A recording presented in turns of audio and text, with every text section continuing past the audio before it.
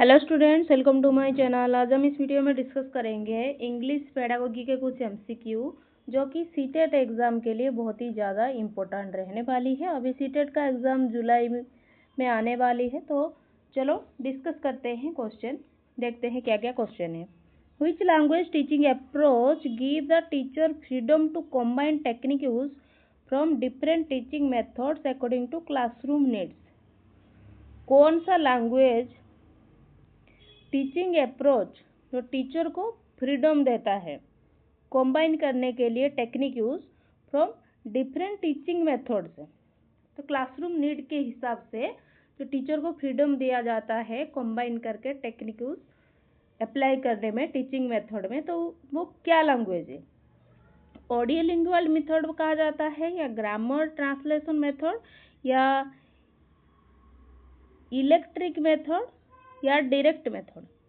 Correct answer क्या होगा? इन चारों में से सोचो। करेक्ट आंसर होगा इलेक्ट्रिक मेथड। ये इलेक्ट्रिक मेथड जो है ऐसी भाषा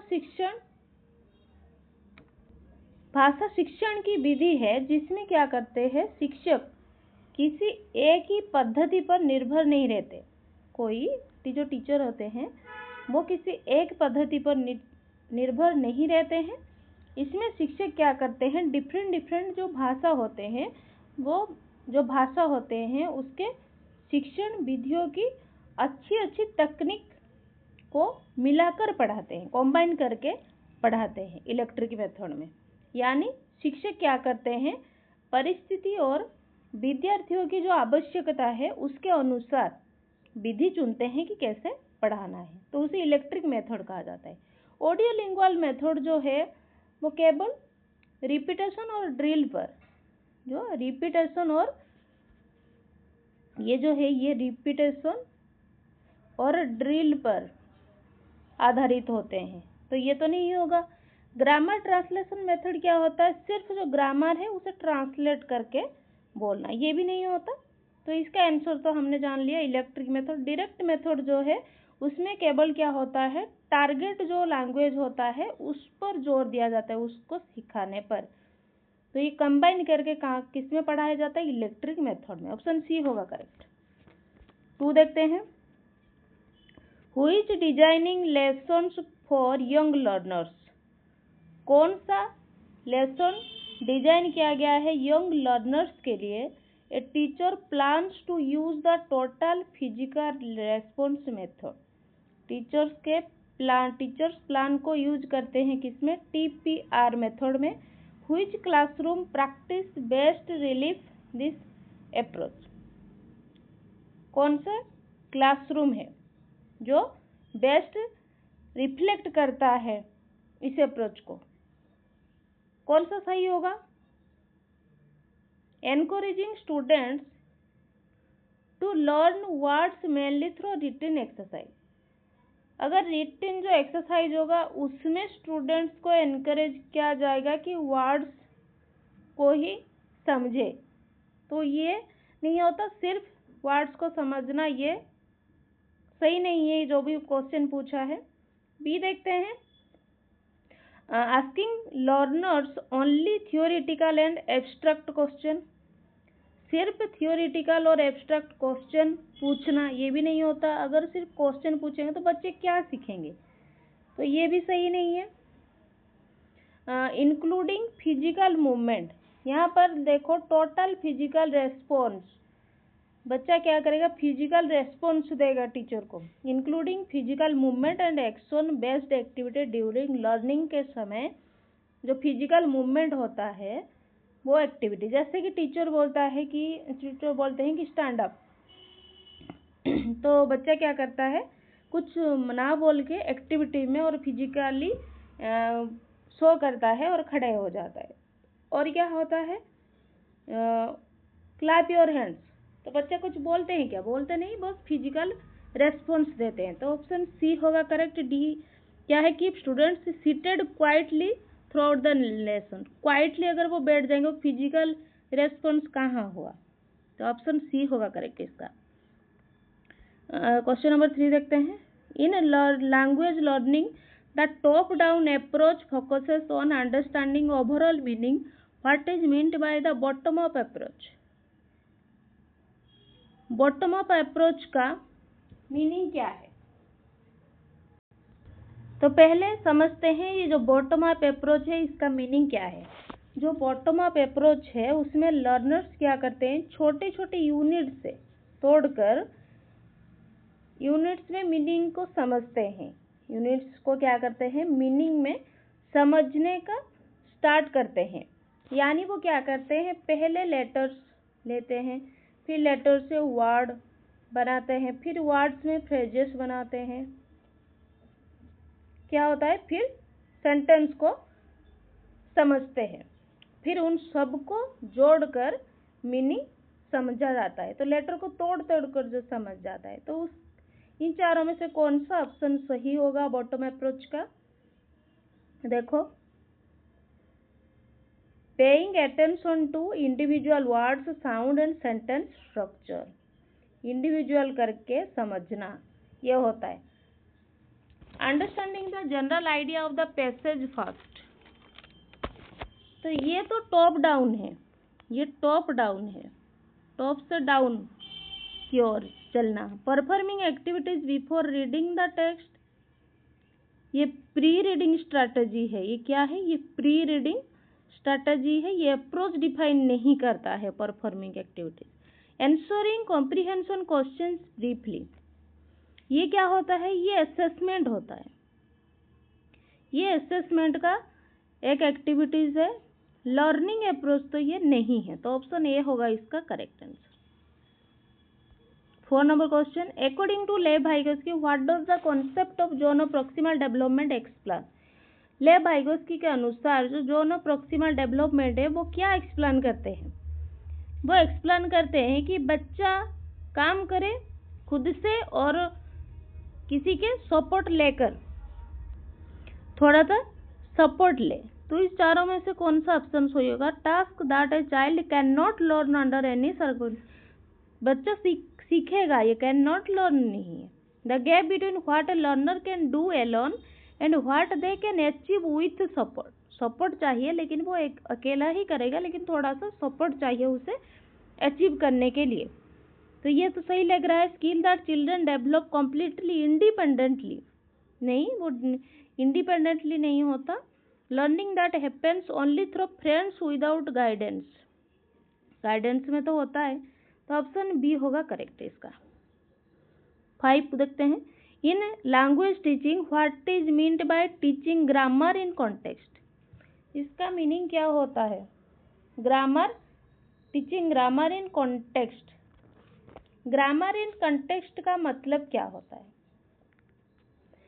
उसका मतलब है कि ग्रामर को जो रियल लाइफ है, real life communication, sentences, stories और जो कन्वर्सेशन हम करते हैं या सिचुएशन के थ्रू सिखाए जाने का रूल्स को अलग से रटवाया जाए, तो ये होता है हमारा ग्रामर इन कॉन्टेक्स्ट. तो इसका सही आंसर क्या होगा? अभी हमने पढ़ा कि रियल लाइफ सिचुएशन से जोड़कर, तो integrating grammar with in meaningful, meaningful भी होगा communication and real life situation. Teaching grammar rule separately before using language, नहीं, सेपरेटली नहीं होगा ये. Teaching grammar only through complete emotion, only emotion. ये कॉन्टेक्स्ट टीचिंग में एक्सप्लेनेशन हो सकती है, सिर्फ इमोशन नहीं. तो 4 जो है क्या है? Teaching grammatical forms fast and usages later. ये रूल बेस्ड सीक्वेंस है. ये क्या है? ये रूल बेस्ड सीक्वेंस है. कॉन्टेक्स्ट बेस्ड लर्निंग का मेन आइडिया ये नहीं है. ये गलत हो जाएगा. ऑप्शन बी हुआ इसका सही. 6 देखते हैं. Which grammar teaching approach is based on the idea that language learning mainly involves understanding and learning grammatical rule first. कौन सा सही होगा? किसमें हम mainly involves understanding and learning grammatical rule first सिखाया जाता है? कौन से अप्रोच में? डिडक्टिव अप्रोच में, क्योंकि डिडक्टिव अप्रोच में टीचिंग का जो सीक्वेंस होता है वो क्या होता है, वो पहले रूल होता है, फिर एक्सप्लेनेशन हम देते हैं, फिर एग्जाम्पल्स, फिर क्या होता है, प्रैक्टिस, ये होता है। इस अप्रोच का ये होता है language learning. Main part grammar rules को समझने और अप्लाई करना है, तो पहले से इसलिए रूल्स को सिखाया जाता है। टीचर पहले रूल बताते हैं, फिर स्टूडेंट्स उस रूल को क्या करते हैं, सेंटेंस में यूज करते हैं। जैसे कि टीचर पहले रूल बताते हैं, सिंपल प्रेजेंट टेंस में वर्ब का बेस फॉर्म यूज होता है, उसके बाद एग्जाम्पल और एक्सरसाइज करवाते हैं, तो ये होता है डिडक्टिव अप्रोच। कम्युनिकेटिव अप्रोच का मतलब क्या है, फोकस क्या करते हैं उसमें, कम्युनिकेशन और मीनिंग पर होता है, रूल्स प्राइमरी नहीं, रूल्स को ये प्राइमरी नहीं दिया जाता कम्युनिकेटिव अप्रोच में। और नेचुरल अप्रोच, उसमें क्या होता है, लैंग्वेज एक्विजिशन नेचुरल एक्सपोजर से होता है, रूल्स प्राइमरी नहीं होता, तो ये भी नहीं होता। इंडक्टिव में क्या होता है, स्टूडेंट्स एग्जाम्पल से खुद रूल डिस्कवर करते हैं। इंडक्टिव में रूल्स पहले नहीं दिया जाता, पहले एग्जाम्पल, तो इसका सही आंसर होगा ऑप्शन बी। तो ग्रामेटिकल रूल्स फर्स्ट बताया था, ऑप्शन बी होगा सही। During a free writing activity in a class B language classroom what should be the teacher's primary focus. एक फ्री राइटिंग एक्टिविटी, एक क्लास चल रही है, 5 क्लास के चल रहा है ये, तो क्या फोकस करेंगे टीचर पहले, फर्स्ट उनका प्राइमरी फोकस क्या होना चाहिए, correctness of grammar and spelling only. Grammar और स्पेलिंग ये फ्री राइटिंग कहाँ हुआ, ये तो कंट्रोल राइटिंग हुआ ना, को जोर रहता है बच्चे के ऊपर, तो ये करेक्ट करेगा वो ग्रामर और स्पेलिंग, तो ये नहीं होगा। Fluency and expression of idea, free writing में आप जो समझते हो उसको ही एक्सप्रेस करना, अपनी आइडिया को फ्लुएंट रहना, तो ये होता है फ्री राइटिंग, छूट दिया जाता है। नीटनेस ऑफ हैंड राइटिंग, ये तो नहीं होगा, सिर्फ हैंड राइटिंग को क्लीन करना, ये फ्री राइटिंग में नहीं आएगा, ये इम्प्रेस करने में आएगा। Increasing the length of the composition, length बढ़ाना, ये भी नहीं होता फ्री राइटिंग, इसमें आइडिया समझ में नहीं आएगा, तो ऑप्शन इसका बी होगा correct.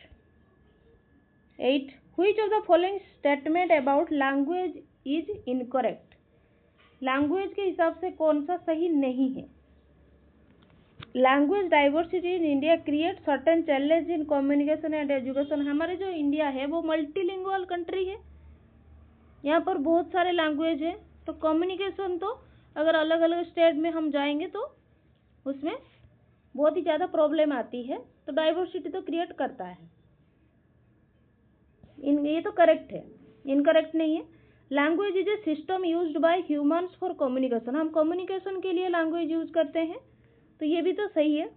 Gestures and symbols are more important than language itself. Symbols और जेस्टर बहुत ही ज़्यादा इम्पोर्टेंट है लैंग्वेज में, नहीं, ये सही नहीं है।